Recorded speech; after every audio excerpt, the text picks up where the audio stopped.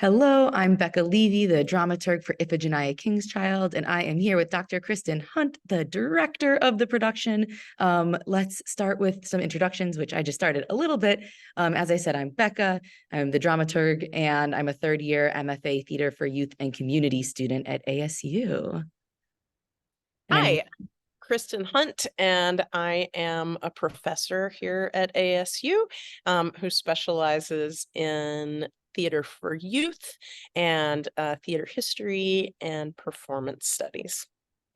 Beautiful. And we're just going to dive right in. So, Kristin, I'm really curious, why did you choose to direct this show? And what drew you to this particular adaptation of Iphigenia? I have actually worked on this show before, and we went through a production process, the beginnings of a production process for this show, and then weren't able to stage it due to some other things. So I've been waiting to get back to this text for a long time. And I felt that this show is the kind of adaptation of Greek tragedy that I enjoy, because it's in touch with some things about ancient Greek tragedy that I think are important, that we don't always see in contemporary productions of these plays. So instead of a production that feels like it's it's a sort of a library or a museum adaptation of a Greek tragedy where it's really long-winded and it's got lots and lots of sort of fancy language, and it's kind of academic. The thing that this production does is it's quick, it's simple language, it's poetic, it's musical.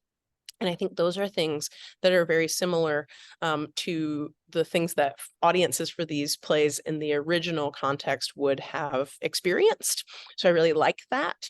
And I think it makes it exciting to watch.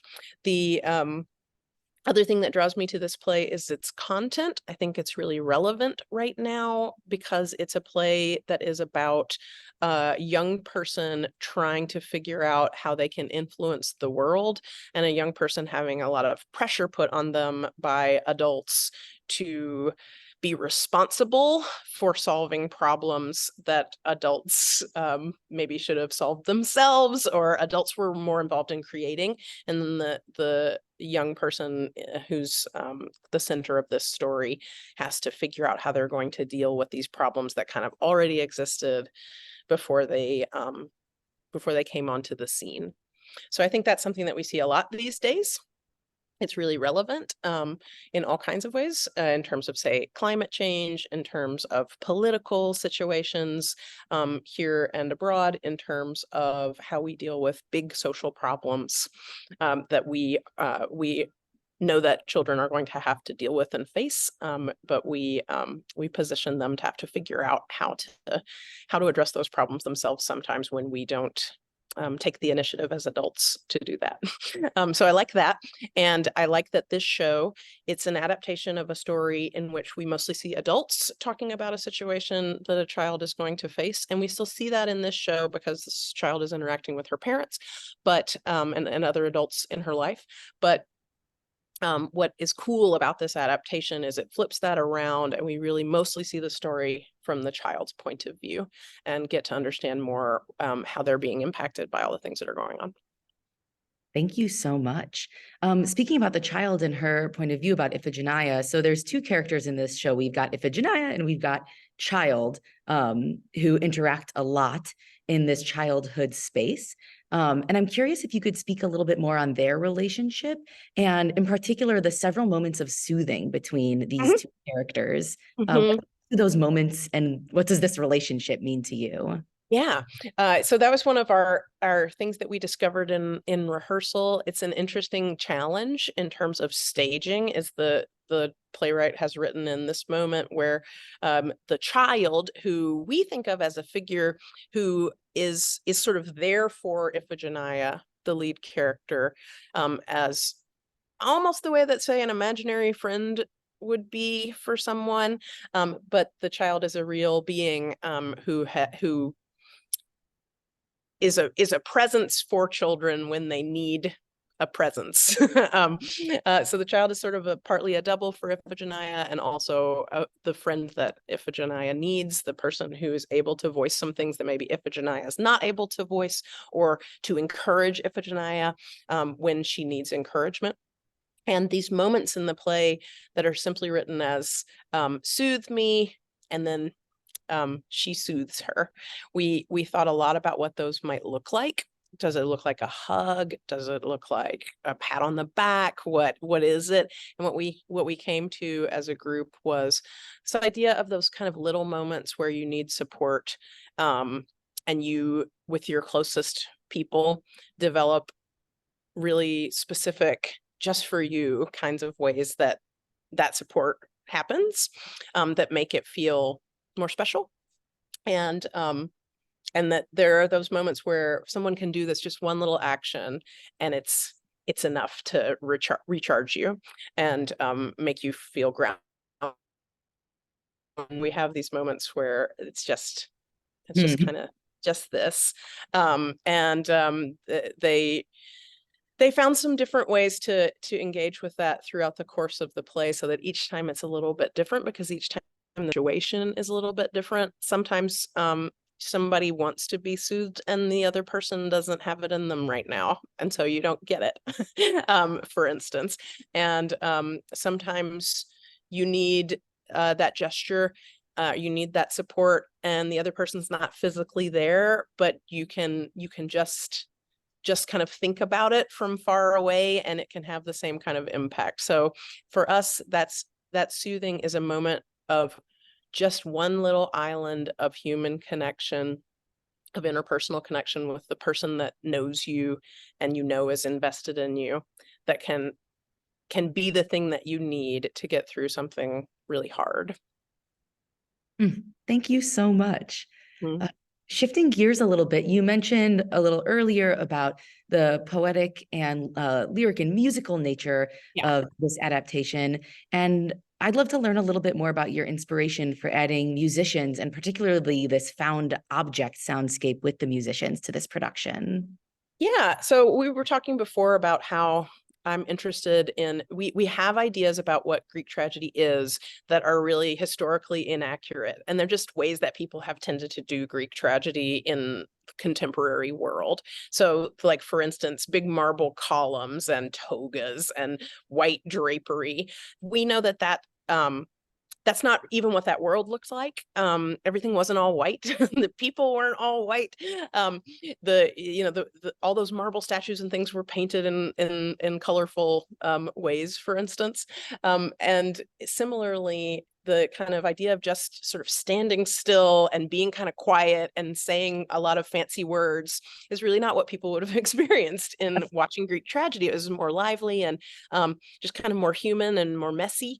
And one of the aspects of Greek tragedy that you don't often see people do is that it was accompanied by live musicians. And so in the original form, you would have had a person who's playing a wind instrument, a double flute, and then kind of like an oboe, but two of them. And then you would have had someone playing the lyre, which is a little bit like a guitar, and using that as a stringed instrument, and then also as like a kind of a drum. And so what we started out with was, we would like the idea of live music, because that is important to the kind of feeling of aliveness of Greek tragedy that we want to have. And also we'd like to connect to something about the way that it was originally done. So we were thinking about instruments initially. So we knew we wanted to have musicians on stage, just like, visible to the audience, just like in the original kind of performances that we were hearkening back to. And we knew that we wanted to think about percussion, wind, strings, because those were the kind of core attributes of those sounds. And then we knew that we didn't want to literally try to replicate those original instruments, because this is a very modern take on Greek tragedy.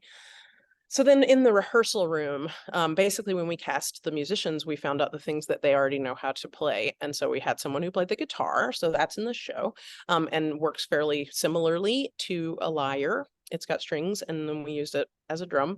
And then we had two folks who are vocalists and who were interested in in making sounds with unusual objects. And we really liked that because we felt one of the things that's happening in this play is Iphigenia is in a strange place and she doesn't have much to play with, and she doesn't have many people she knows, and she doesn't have her things from home. And so we thought about what happens when a child is trying to like adapt to a circumstance like that, is they find things and they make fun out of whatever, sticks and rocks and sand. And so the musicians are sort of connected to that character in terms of how they think about their relationship to the world. They function a little bit like a chorus, and they're kind of on the side of Iphigenia. And so we worked in rehearsal at just finding a bunch of objects and seeing which ones they thought were fun to play with. So one of our musicians is also a technical director and a carpenter and welder, and who works on building sets. And he got really attached to a saw. And so we have a saw as a musical instrument in this show because it's something that he really finds fun to play with. And that was kind of one of the ways that we made our decision. So you'll see him make all kinds of interesting sounds with the saw. And a lot of our found objects actually are tools for making things. So we also have some sandpaper blocks that we use as a percussion instrument, for instance, that those resonate with the particular performer and make fun sounds. So that's kind of how we did it, is what are things that make fun sounds for y'all? And then we worked with 2 artists who helped to compose those sounds into a soundscape that's partly music and partly sounds made by found objects. Oh, and it's so cool. I just want to say, when I watched rehearsal the other day, the sounds that some of these objects make are so unexpected. Yeah, the saw is really fun. Yeah, I'm just so excited for more folks to see it. Is there a line or a moment in the show that really resonates with you? There's lots at this point that do. There's a moment where Iphigenia is thinking about what she should do. One of the things I like about this play is it's, this is a theme of our conversation, but it interrupts some things that people think about tragedy in another way, which is that tragedy doesn't always have a sad ending. And this play doesn't really have a sad ending. It arguably has a happy ending, or maybe an ambiguous one. So I like that fact. But when Iphigenia is thinking about whether or not she wants to accept this role of being sacrificed for the good of the nation, she has a line where she says, "If I do it, then I'll be wonderful." And I really like that line because it feels like it encapsulates the seriousness of her thought about the consequences and the stakes of the situation. And also it shows us her hope, her belief in her ability to impact the world. And that's really nice. There's a line that she also delivers that is, "I love my parents. Well, I don't have any choice. They love me." And I think that's really profound in thinking about how do you how does your relationship with these people that you're really close to even kind of come about? That she is newly thinking about the nature of love, and whether she gets to kind of choose how she feels about people, or whether she's just kind of like been in this relationship on autopilot, and what are her new what's her option as a person in the world to think about her relationship with other people. And then I really like the end of the play. There's a line from the child where she says that she's going to wait, and it doesn't matter if it takes something like, it's a funny number. It's like 11 million. 11, yeah. 11,820, however long, I'll still be here. And I just like the fun of that made up number. Yeah. A lot of the actors really like a line that Menelaus says when he's insulting his brother, where he refers to him as overcooked hamburger. It's very good. This is very one that I would like to use. Yeah. Dovetailing off of those last thoughts about the seriousness of Iphigenia's thought process, I am curious, what do you think as the director, or just as a human being, is in this play that young people right now need to hear, or that adults and our inner children, because we have all been children, or adults who love children or have children, Yeah. what do young people need to hear right now that this show can give? I think young people deserve to, first of all, just see their stories be treated seriously. So that this is a situation that young people face all the time, is that they're in the middle of a serious situation. It impacts them and depends on them. And people are trying to keep them from knowing about it. And so Iphigenia spends lots and lots and lots and lots of time asking questions and trying to understand things. And her parents spend a lot of time trying to hide the reality of the situation from her. And she doesn't want to be protected from reality. She wants her questions answered, and she deserves to have her questions answered. So I feel that young people deserve to have that acknowledged. That that's something that happens, and to see and think about what are their options for dealing with it. I think that adults and everyone who interacts with young people need to recognize that it's very clear in this play that it's not particularly useful to lie to children. It's not particularly effective either, that she doesn't fall for it really at all. She just spends a lot of time trying to kind of understand, how can a person who loves me or cares about me continue to act in this way, and tries to make sense of it.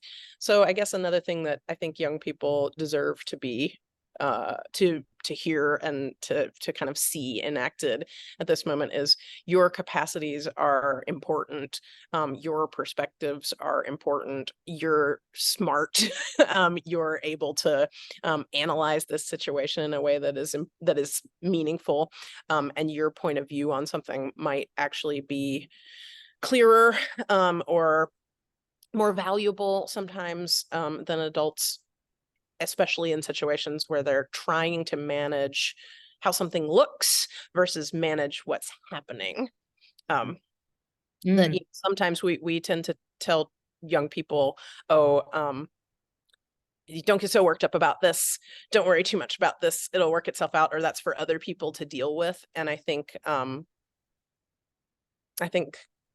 this play does an interesting job of kind of poking holes in whether or not that's a good approach. To tell yourself you're just protecting children from the truth maybe isn't doing all that much good in the world. Yes. Well, thank you so much. Before we sign off, I'm curious if there's anything else you'd like to share about this process or production that we haven't covered yet in this conversation. I think that this process has been really fun. I think that every night the experience, and every day the experience that you might have coming to see this will be a little different, because what you have are a whole lot of artists working live in really changing conditions, and responding to the audience and to each other, and to just kind of how the room feels today, and that will be fun. So maybe thinking about coming to see this, kind of like thinking about going to a concert, or another kind of, like, even a live sports event is maybe a good way to think about it, and to really enjoy the work that these folks are putting in, kind of as one famous theater artist says, as athletes of the heart, is maybe a fun way to think about it. So yeah. Beautiful. Wow. I'm so excited for folks to get in the room with y'all and see the show. Thank you so much for this beautiful conversation, and have an awesome rest of your day. Thank you, Becca. Have a great day.